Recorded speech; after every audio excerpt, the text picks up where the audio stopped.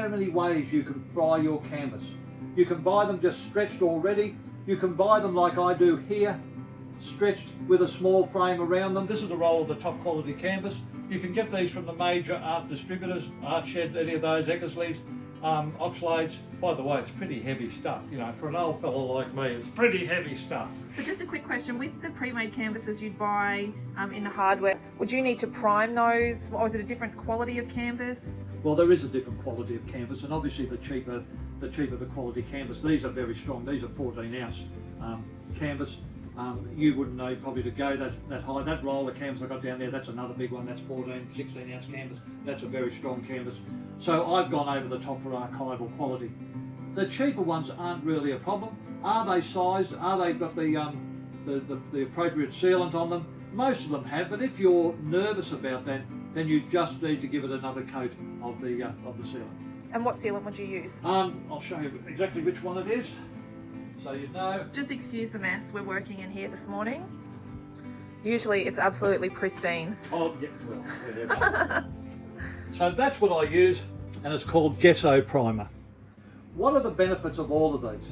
If you buy the canvas without the frame, you can hang that on the wall and display it as it is. A lot of people prefer it just straight canvas on the wall. I like the holding frames as such, it just does a nice finish. So what I do is I pop that off now, and I'll show you how. I've got this piece here, so all I do is just undo these. Are you qualified to do that, Donald? Yeah. This is about as far as my technical side will go. So your framer just stretches these and then puts a frame around them based on the size that you order? Yes. Yep. There you go. How easy is that? I put this away. Make sure you put it away safely. And here we go. I've got my canvas. Now normally I mark the top. That was a bit naughty of me. I didn't do that, but I'll find that out. The benefits of the roll of canvas. I'm going to show you. Oh, there we go. You can see it there now lying on the floor. The benefit of that is that I can roll it up and send it off anywhere in the world, or I can store it away, later on adding to it, so it's easy to maneuver and push around in the roll format. And we're going to show you that today, because I'm going to work on a commission piece today, show you the process and cut it and fit it and show you how we go about it. When you say send it anywhere in the world, obviously you can send any painting anywhere in the world. Are you referring to the fact that you can send it rolled and it's cheaper on freight, there's less potential damage to the artwork? Yes. Yeah, okay. It's so much easier to have it rolled up in a sleeve, whereas when you send it fully framed like this, you've got to wrap it in a container or cardboard, so it's a lot of work. And there's still the potential for it to be damaged or... Yeah, that's always the case, unfortunately, but if it's worth a lot of money, insure it. And then also that the person on the other end, they just stretch it and they can have it framed however they like. Yes. Yeah. I need to find out the exact size and the amount of canvas I need to wrap. I've got a project now 1500 by 600, so it's quite a reasonable size work. Now I'm going to cut it. So I can't cut 1500 by 600 because I'd have nothing to wrap. So I look at these, and this is a standard frame. I look at this and I see that I've got 40 mil, but also I want to have a notch to stretch around here. So we've got 80 mil to wrap around. So if I allow 100 mil on every side, that will give me enough for them to tight stretch, and I'm not over. Is that something you'd also have to check with your framer because they use different width stretcher bars? Yes, they do, but that is a standard one. So with 100 mil, I'm allowing a fair bit. If you want to allow more, you can, but 100 mil, that gives me another 40 mil on top of that again, so that's a lot of canvas. So I look at this now, and the canvas size will be 1700 by 800. That's the canvas size. So I will cut my canvas that size, and then I will tape it onto a backing board. Right, I'm just measuring the extended measurement so that we can wrap this round the frame when someone finally frames it. I've just drawn a line. What I've done is got the scissors with the canvas, and... Is there any particular type of scissors or? No. Obviously good scissors are better, but... You've got to work with what you've got. Yeah.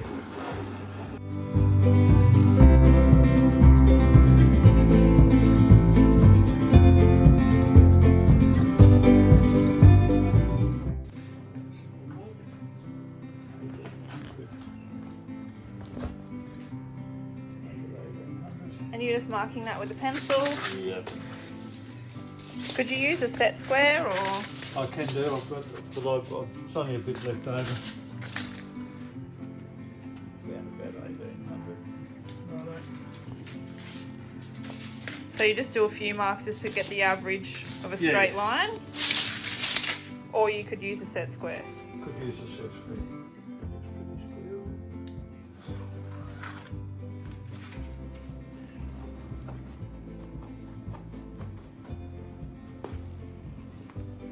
What do you do with the offcut? Oh, I paint on that.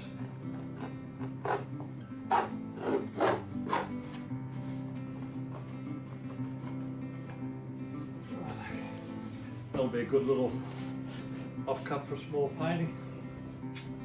So what are you doing here, Donald? I'm just tacking the canvas into position before I put the full runs of masking tape on there.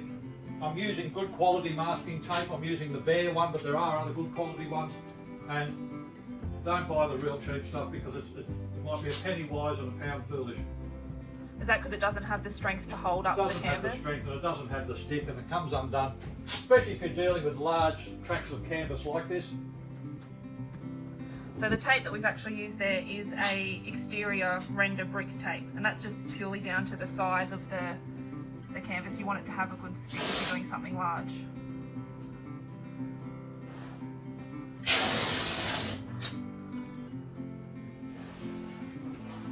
So when you're stretching that, do you try and get all of the bubbles out and make it as flat as possible? I do, but there's still a few in there, and I'm not over worried about a little bit of slop in it. The paint will take up a little bit of it. Could you iron that canvas? Yeah, you could do. That's up to you. If you want it absolutely perfecto, then you can do that. I don't need to do that.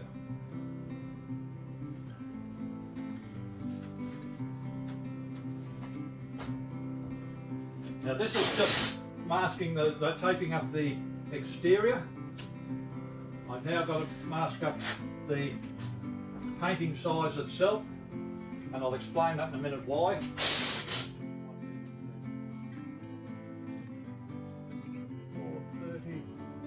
1 metre and 30,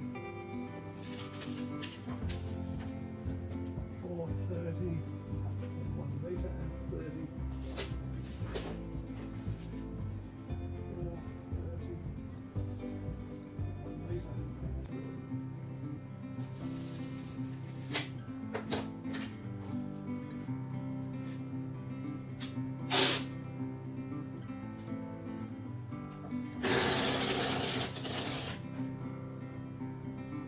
Level?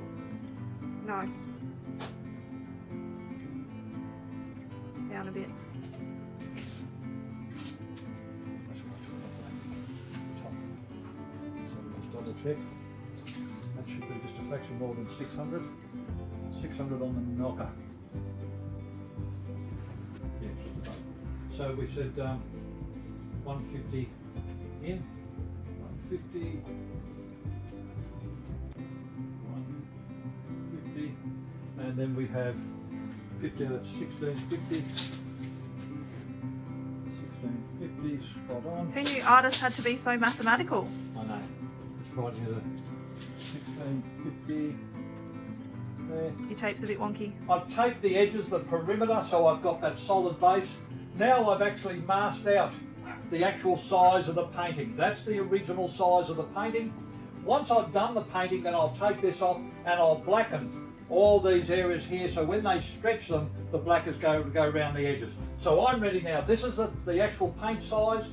That's going to be taken off and blackened and rolled up, finished and sent to the destination. How easy. Excellent. Thank you, Donald. And then the framer just stretches it, and the consumer at the other end selects the frame that they like. Yep. Excellent.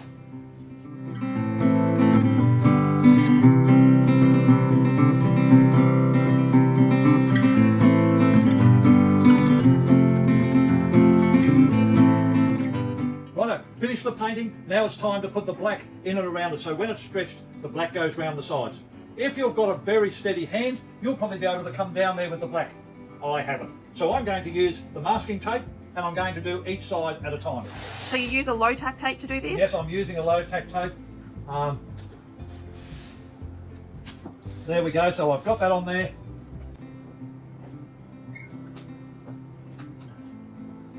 Going to use my black.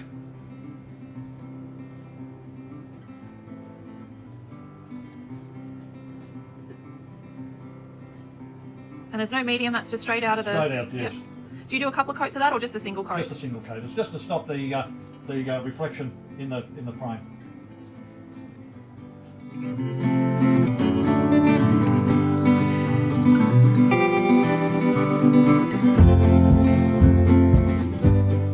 Beautiful. So what I do now, give that a quick dry and lift.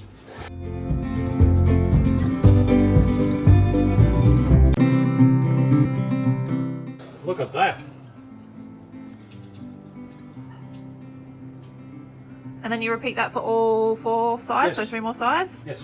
Okay, excellent. And you can just let that hand dry, or is it a necessity to have the hairdryer to get the tape off? No, I'll let that. Oh no, I did that so it didn't pick up. It pays you to use the hairdryer because it melts the adhesive, and that way you don't get a grab. So the less time you have the tape on your painting, the better? Yes, masking tape or any tape left on a surface for a long time bonds with that surface to the point where you can't get them off. Now what I'll do is I'll do the other side here, and then tomorrow morning I'll come in and I'll run the tape across there and do that, and it's finished, ready for the framers. Excellent, thank you, Donald. Thank you.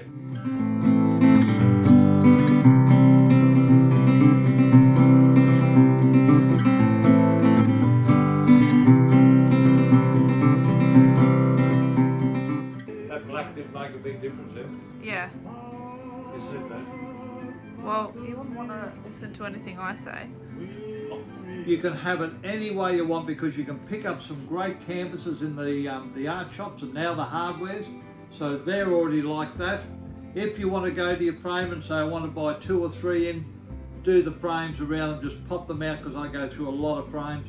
That's a great way to do it. Getting a roll of canvas, fantastic. Happy painting, kids.